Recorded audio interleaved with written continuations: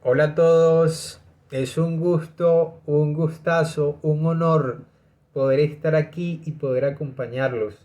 Me alegra muchísimo, agradezco profundamente a la tutoría, al colectivo La Tutoría, por invitarme a esta tercera jornada de reflexión literaria. Yo agradezco especialmente al escritor Isidro Jiménez Guillem por haberme tenido en cuenta para este evento. Y bueno, yo siempre he considerado necesario estar pensando y quizá mejor repensando el papel de la literatura, algo tan importante definitivamente en nuestra sociedad. Y bueno, conocer un poco de esas maneras a veces no tan habituales en que la literatura puede ayudarnos tanto, de múltiples maneras, de múltiples maneras.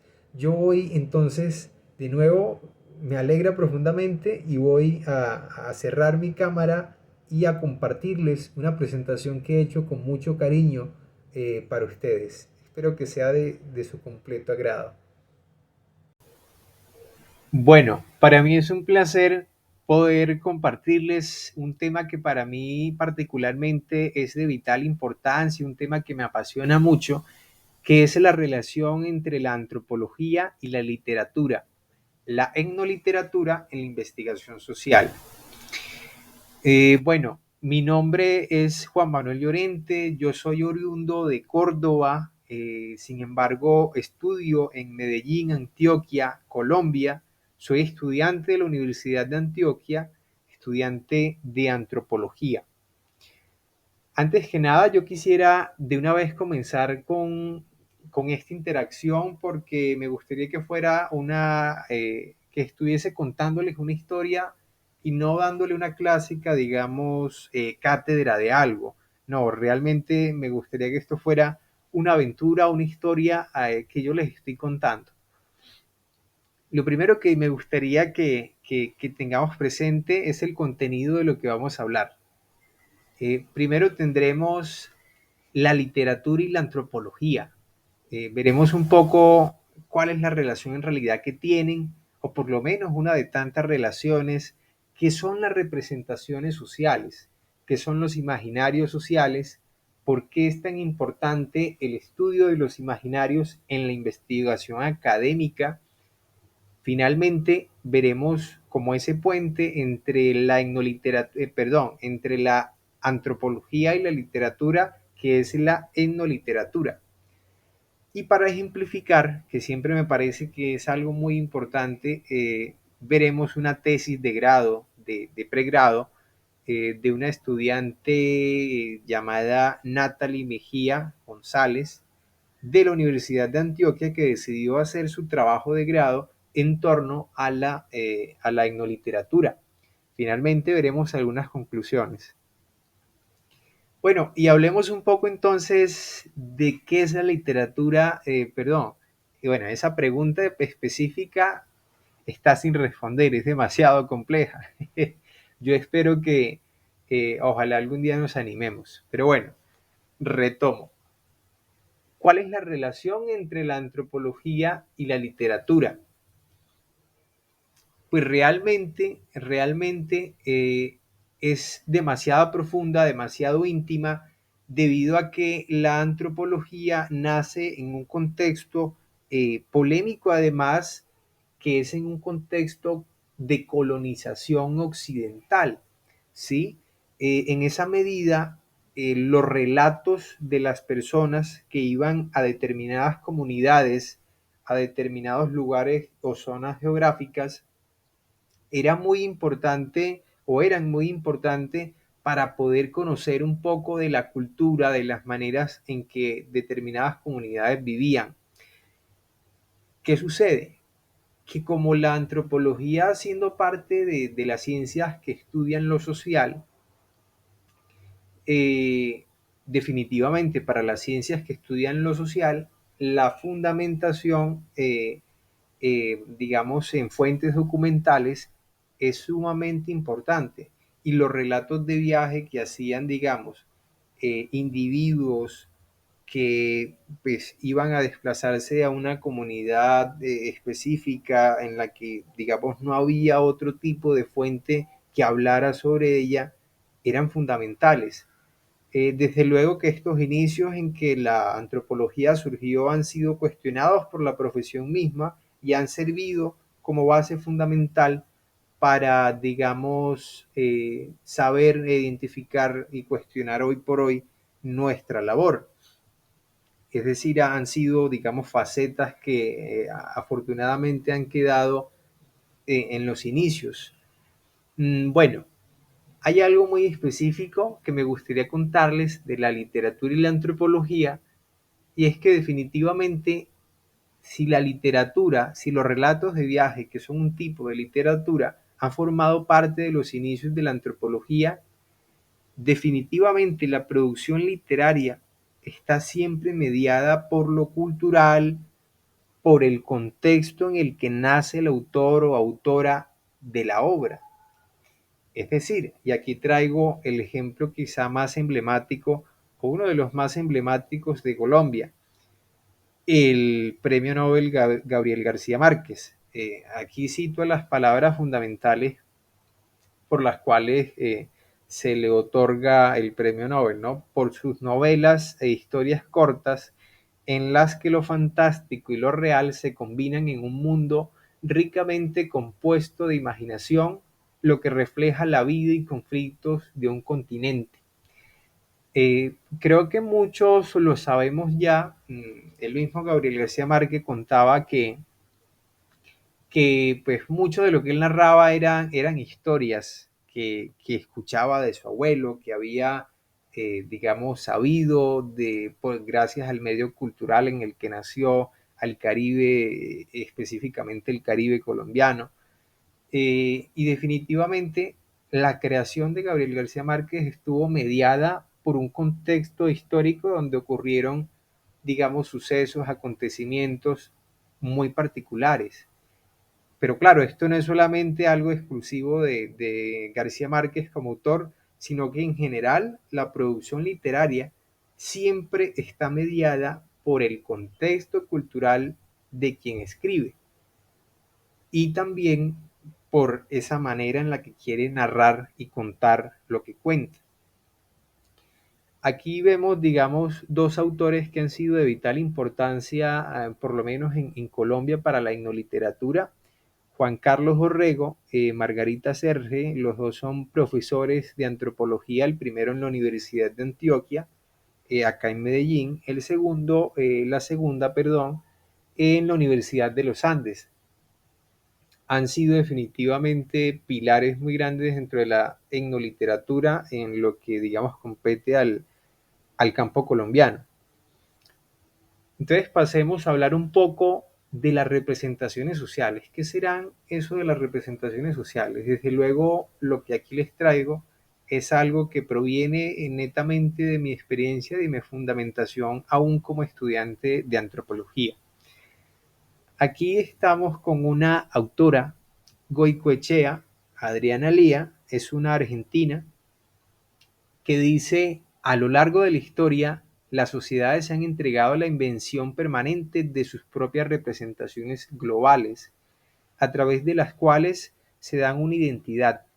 En su impacto variable sobre las mentalidades y comportamientos colectivos, en las múltiples funciones que ejercen en la vida social, esta categoría de representaciones colectivas tiene un término adecuado que es el de imaginarios sociales. Y trae también, digamos, traigo aquí otra frase, otra oración alusiva a esto que la misma autora hace. Dice, cualquier nominación de lo real remite al lenguaje, por lo tanto, la obra es la representación de lo narrable y ahí se afirma su carácter social. Definitivamente podemos, digamos, sintetizar un poco esta idea de representaciones sociales que definitivamente se puede ejemplificar de la siguiente manera. Todos, absolutamente todos, tenemos ciertas representaciones que contribuyen o no a unos imaginarios específicos. Y dependiendo de cómo tengamos esa representación sobre algo específico, vamos o no, digamos, a tener una manera de verlo, una manera de pensarlo, una manera de sentirlo y sobre todo una manera de contarlo. Eso, por supuesto, está mediado por lo cultural. Ahora, cuando la autora dice cualquier nominación de lo real remite al lenguaje, es decir, la realidad solo se puede nombrar a través del lenguaje. Y el lenguaje hace las veces de eso que intenta definir, delimitar la realidad en el mismo marco del lenguaje, de lo que es narrable, de lo que se puede representar a través de las palabras. Cuando nombramos algo, estamos delimitándolo. Estamos utilizando, por supuesto, el lenguaje, pero eso que nombramos, estamos delimitándolo, estamos dándole unas características, tamaño, color, forma, deseable, no deseable, que definitivamente provienen de lo cultural y de ese significado que adquirió a través de un lenguaje que está mediado por lo cultural. Entonces, las representaciones, cuando ya son colectivas, es decir, cuando tienen un grado de colectividad, son compartidas, por ejemplo, en una comunidad piensan algo determinado sobre, no sé, una celebración en específico, y eso es más o menos compartido por la comunidad, entonces el término que esta autora argentina propone es el de imaginarios sociales. Entonces veamos un poco qué son los imaginarios sociales. Aquí comparto también una autora que definitivamente me ha parecido demasiado importante para, digamos, hablar del tema. Dice, son esquemas de interpretación de la realidad que los seres humanos hemos ido conformando a través de los múltiples procesos de socialización a los que nos hemos visto expuestos a lo largo de la vida para formar parte de grupos sociales en una sociedad determinada. Los imaginarios sociales se van construyendo en diálogo e interacción con los otros, valiéndose de herramientas socialmente construidas como el lenguaje. También digamos que añade la autora, lo peculiar de los imaginarios es que son construcciones sociales simbólicas latentes que permiten entender o explicar el mundo en el que vivimos o partes de él, que conforman nuestras expectativas y nos dan alicientes para actuar. Esto se puede sintetizar quizá de una manera mucho más situada, mucho más ejemplificada. De nuevo, todos tenemos imaginarios sociales sobre la política, sobre la religión, sobre la educación, sobre la justicia, sobre la medicina, sobre múltiples temas. Siempre tenemos un imaginario, una representación sobre algo específico de la realidad. De repente a alguien la religión le parece que es lo más sagrado, que se debe conservar, que debe, digamos, ser practicada. Y conforme a eso, y aquí viene lo interesante, conforme a al imaginario que tiene, definitivamente va a actuar en su vida. Es decir, ese imaginario que nosotros tenemos sobre algo en específico tiene una influencia sobre cómo actuamos en la vida real sobre ese algo específico. Entonces siempre los imaginarios cobran una importancia vital en el proceso de, digamos, de ser y de actuar, de pensar y sentir del ser humano. Definitivamente son de vital importancia. Ahora, ¿por qué entonces es importante su estudio en la investigación académica? De nuevo retomo el último punto, pero aquí traigo a un autor mexicano. Él sintetiza esto de una manera muy particular. Dice, los seres humanos viven constantemente con imaginarios sociales y definen su ruta en el mundo planteándose imaginarios individuales y colectivos. De nuevo, no es un hecho menor que nos hagamos representaciones de las cosas de la realidad, sino que definitivamente es importante porque a partir de esas representaciones vamos a empezar, digamos, a pensar de una manera, a sentir de una manera y actuar de una manera, alejarnos o acercarnos a ciertos temas, a ciertas, digamos, aspectos de la realidad, a creer o no en algo específico. Y, por supuesto, todo esto está mediado de lo cultural, de lo que en nuestro medio cultural eh, nos han enseñado que es deseable, que es bueno, que es malo, que es debido, que es prudente, mm, que es posible, que no es posible. Desde luego, las representaciones que hacemos del mundo y de los aspectos específicos de la realidad siempre están mediados por el contexto cultural y geográfico en el cual hemos nacido, por las creencias familiares, por múltiples aspectos que permean la manera en la que percibimos el mundo. Entonces aquí traigo unas imágenes, diversas imágenes, como sociedad dentro de nuestros imaginarios hemos considerado importante, o digamos, no solo importante, sino piezas esenciales, la medicina, el derecho, es decir, la noción de orden, de autoridad y orden, la educación. Vivimos hoy, pues, digamos, en una multiplicidad digamos, de formas del humano, en términos de que ya el humano tiene una relación muy grande con lo artificial, con la inteligencia artificial. Entonces estamos inmersos en un debate entre si es definitivamente una ayuda para el ser humano o es una amenaza. También traigo acá la cuestión de las religiones, las diversas religiones en las que hemos creído, porque digamos algo que se puede marcar dentro de la modernidad, que también es un término bastante subjetivo o en todo caso complejo. eh, Vivimos también de alguna manera a través de esos imaginarios buscando un tipo de sentido. Es decir, yo practico una religión determinada porque confiere sentido a mis, digamos, representaciones sobre la realidad, a los imaginarios que mi comunidad tiene, o mi familia, o la ciudad, o el grupo, digamos, que circundo. En todo caso, los imaginarios juegan un papel muy importante en la vida humana, que a veces, por supuesto, no son tan aparentes. Finalmente, pues hay algo que une ya en términos metodológicos y académicos la literatura y la antropología, algo llamado etnoliteratura, que tiene como precursor a un profesor español, Manuel de la Fuente Lombo. En el año 1993, en la Universidad de Córdoba, España, eh, se basan en una premisa de Foucault que dice: la literatura es en sí misma una categoría trascendental de la investigación científica.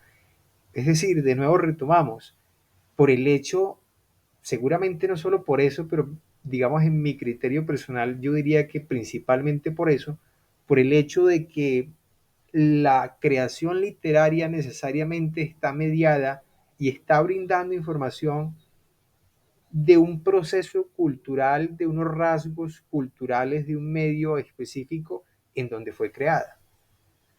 Es decir, hay unas, de repente en Colombia, en Medellín, hay una palabra específica que es igual por ejemplo, en Santo Domingo, pero, pero de repente no significan lo mismo.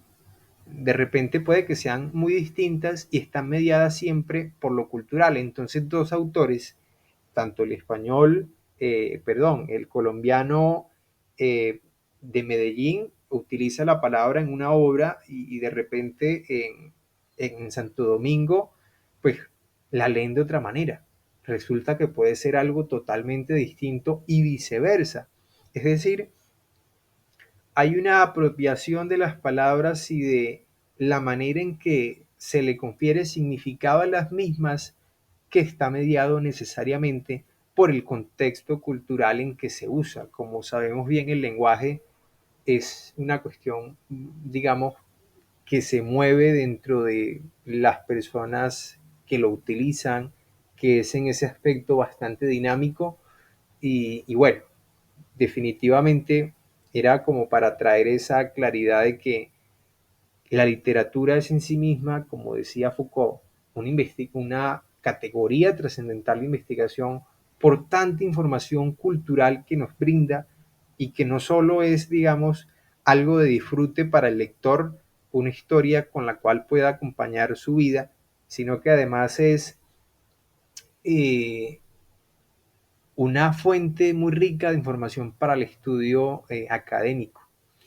Y también hay un aporte también de Juan Carlos Orrego y Margarita Serge, que dice la intersección entre la antropología y la literatura volvió a ser el centro del debate académico en la última década del siglo XX, cuando en la Universidad de Córdoba, España, un grupo de profesores de antropología social propuso la experiencia metodológica de la etnoliteratura. Se trataba, con ello, de reconocer la obra literaria como un campo sui generis para la práctica antropológica, un reconocimiento de la literatura como un objeto de la antropología, es decir, como eso que puede brindar definitivamente información de vital importancia para el estudio de la sociedad y de lo social en general. Algo ya para situar todo esto que hemos venido mirando es el hecho de la tesis puntual que la estudiante de la Universidad de Antioquia, en Medellín, acá en Colombia, realiza, en la que básicamente estudia la obra de García Márquez, que está titulada El coronel no tiene quien le escriba, y en ella lo que quiere ver es cómo se representa socialmente el viejo, el adulto mayor, eh, en la obra. Entonces, esa representación lleva la premisa de que está mediada por lo cultural. Entonces, confiere una importancia a la sociedad en la cual se produce esa obra. Eh, También podemos decir, aquí está como la versión, la primera edición de la obra, la fotografía, por supuesto, del muy conocido autor. Y pues primero me gustaría, porque con esto lo que intento es mostrar un poco la aplicación de la etnoliteratura para traerlo, digamos, a términos más claros, más situados.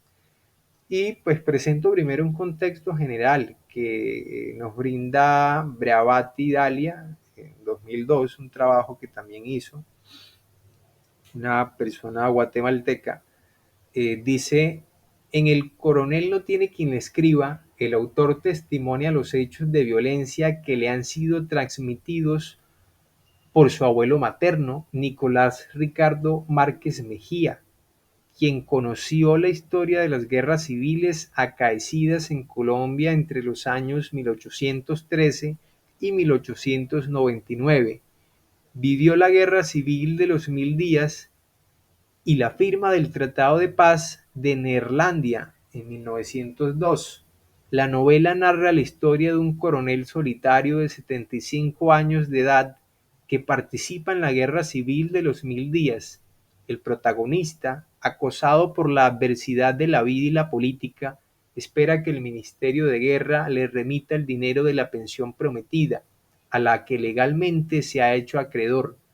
Los personajes actúan insertos en un ambiente controversial y partidario, especialmente el coronel. Esto es un contexto general. Si pueden apreciar ya al inicio de este contexto, se dice que lo que el autor escribe es un testimonio que proviene también de una historia que le ha relatado su abuelo materno. Es decir, de nuevo, es una obra que se basa, y esto no es algo, es una obra que se basa en su contexto cultural, en hechos específicos que ocurrieron en Colombia en una época específica. Por eso es de vital importancia su estudio, pero lo que también quiero dejar aquí como bastante claro es que no es esto algo exclusivo de García Márquez. Es decir, todo autor que escriba eh, necesariamente su producción está mediada por lo cultural, por su manera de aprender y de hacer aprensible la realidad que le circunda, por la manera que tiene de narrar y por el énfasis que tiene para narrar ciertas cosas y otras no tanto. Entonces, definitivamente es una característica de la literatura en general y no solo, por supuesto, exclusivamente de este autor. Traigo un resumen porque me parece importante para situar más qué es lo que sucede en esta obra y particularmente cuál según la, digamos, tesista, la persona que hizo este trabajo de grado, cuál fue las representaciones del viejo, que esta por supuesto es una palabra fuerte en muchos contextos, se puede utilizar adulto mayor generalmente, eh, que encontró en la obra, cuál es definitivamente la representación. Entonces, el coronel es un veterano de guerra de los 1000 días que sirvió a las órdenes de Aureliano Buendía. Vive junto a su mujer en una modesta casa de la costa colombiana. Desde hace 15 años espera que le asignen una pensión a la que tiene derecho por haber servido en la guerra civil. Por esta razón, todos los viernes va a la oficina de correos del puerto con la esperanza de ser finalmente notificado de la asignación de la pensión.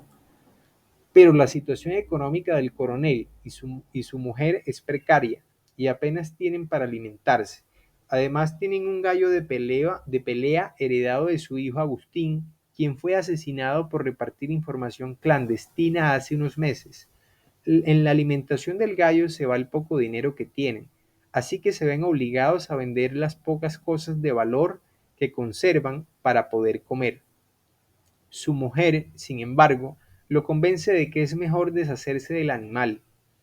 El coronel entonces intentará regalarles el gallo a los amigos de su hijo, pero estos se niegan a aceptarlo y le aseguran que se encargarán de la alimentación hasta las peleas de enero, en la que esperan ganar mucho dinero gracias al animal que, aseguran, es el mejor del departamento. No obstante, su compadre don Sabas, hombre rico y padrino de su difunto hijo, le aconseja que venda el gallo, pues se le podrían pagar hasta 900 pesos y le comenta que tiene un cliente que podría estar interesado en comprárselo por 400. El médico, enterado del negocio, disuade al coronel de la venta. Don Saba se lo compraría en 400 pesos y más tarde lo vendería en 900. De todos modos, el coronel tendrá varios días para tomar una decisión, pues don Sabas ha salido de viaje y no regresará al pueblo sino hasta la semana entrante.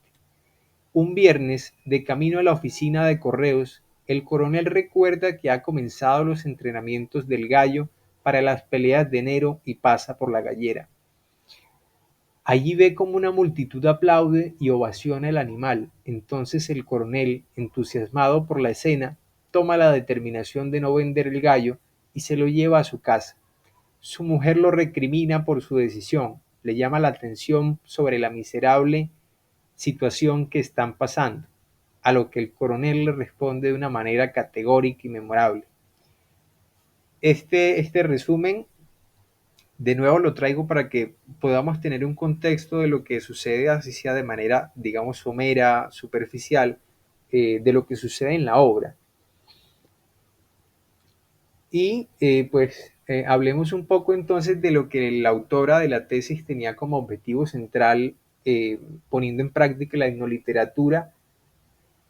Decía: develar, reconstruir la representación social de la vejez, o por mejor decir, del viejo, en El coronel no tiene quien le escriba, 1961, de Gabriel García Márquez. Agrega también la autora: porque lo que se pretende no es estudiar en qué se presenta la vejez, lo que se pretende no es estudiar la forma en que se presenta la vejez como una edad de manera abstracta, sino como condición etaria que define la identidad de un sujeto social específico bajo el estereotipo de viejo. Es decir, veamos qué tan importante es esto. Hay una condición etaria a nivel social que define una identidad de un sujeto social específico al que llamamos viejo. Es importante revisar también qué está detrás de los estereotipos, por qué representamos, es decir, qué tipo de sucesos han acontecido para que representemos de una manera y bajo un estereotipo determinado sujeto por una condición etaria.